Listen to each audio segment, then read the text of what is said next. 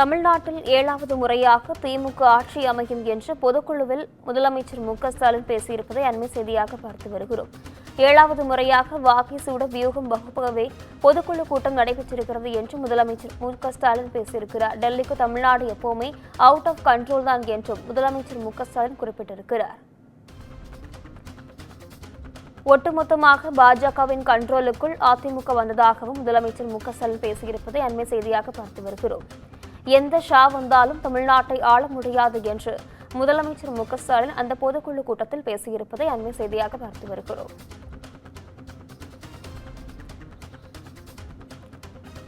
தமிழ்நாட்டில் 7வது முறையாக திமுக ஆட்சி அமையும் என்று பொதுக்குழுவில் முதலமைச்சர் மு.க.ஸ்டாலின் பேசியிருப்பதை அண்மை செய்தியாக பார்த்து வருகிறோம். இது குறித்தான முழுமையான விவரங்களுடன் செய்தியாளர் அருண் இணைப்பில் இருக்கிறார். வணக்கம் அருண், விவரங்கள் என்ன பதிவு செய்யுங்க.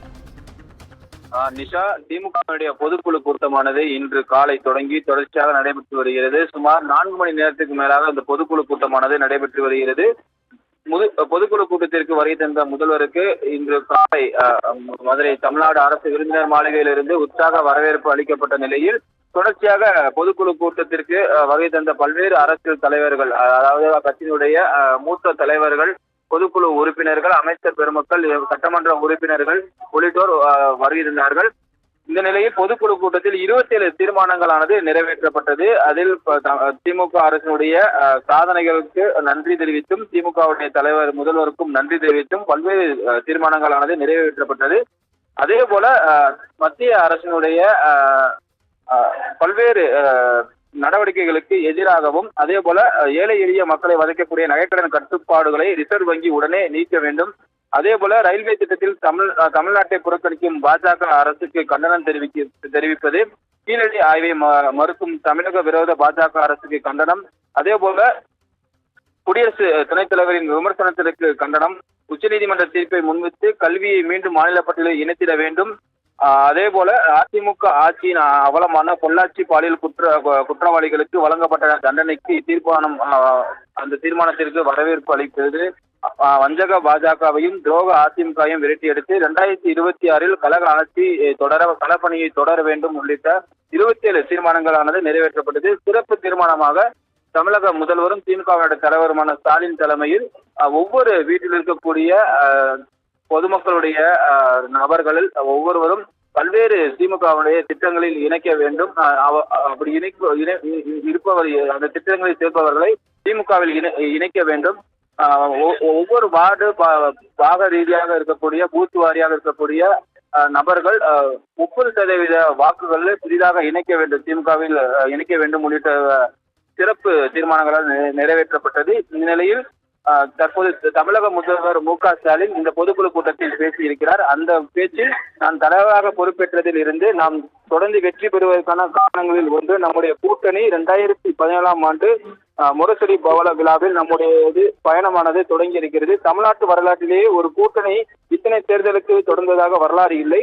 நம்மளுடைய வெற்றி கூட்டணி வலுவாக தொடர்கிறது என்றால் அதுக்கு காரணம் நம்முடைய கூட்டணி தோழர்களை நாம் மதித்து செயல்படுவதுதான் என்றும், நம்முடைய கூட்டணி தலைவர்களிடம் நாம் எப்படி நட்போடு பாச உணர்வோடு பழகிறோம், நீங்களும் அந்த உணர்வுடன் கூட்டணி கட்சியினருடன் சேர்ந்து செயலாற்ற வேண்டும் என்றும் கட்சி நிர்வாகிகளுக்கு ஒரு வேண்டுகோள் விடுத்திருக்கிறார்.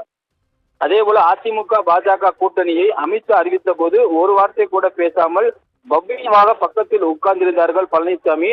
என்ன ஒரு அடக்கம்! சசிகலா இவரை முதலமைச்சராக அறிவித்த போது எப்படியெல்லாம் ஆக்ஷன் செய்தாரோ அதே மாதிரி நடிப்பு. அதே போல என்ன காலில் மட்டும்தான் விழவில்லை, அது தனியாக செய்தார்களா என்றது நமக்கு தெரியாது என்றும் அவர் அந்த பொதுக்கூட்ட மேடையிலேயே பேசியிருக்கிறார். மேலும் கழக உறுப்பினர்கள் யாராவது எதிர்பாராத விதமாக சாலை விபத்தில் இறந்து போகும் சூழல் ஏற்பட்டால் இறந்த அவருடைய உறுப்பினர்களுடைய குடும்ப வாரிசுகள் 21 வயதுக்கு குறைவாக இருந்தால் அந்த குடும்பத்துக்கு தலைமை கழகத்தின் சார்பில் 10 லட்சம் ரூபாய் நிவாரண நிதியாக வழங்கப்படும். அதே போல அவர்களுடைய பிள்ளைகளின் படிப்பு, குடும்ப சூழலுக்கு இந்த நிதி உதவும் என்றும் அவர் தெரிவித்திருக்கிறார். தொண்டர்களின் நம்பிக்கையாக நம்முடைய பலம், முதல் பலம் என் இயக்கம், என் கட்சி, என் தலைமை என்ற எண்ணம் கொண்டவர்கள் நம்முடைய தொண்டர்கள் என்றும், நானும் என் குடும்பமும் கழகத்துக்காக இருக்கிறோம், கழகம் எனக்கும் என் குடும்பத்துக்கும் பக்கபலமாக பாதுகாப்பாக இருக்கிறது என்ற எண்ணம் தான் என்னை இந்த இயக்கம் 75 ஆண்டுகால நிலைத்திருக்க அடிப்படை காரணம் என்றும் அவர் இந்த பொதுக்குழு கூட்டத்தில் உணர்ச்சி வசப்பட்டு பேசியிருக்கிறார்.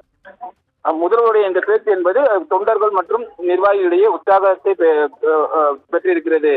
நிஷா. அருண், விவரங்களுக்கு நன்றி.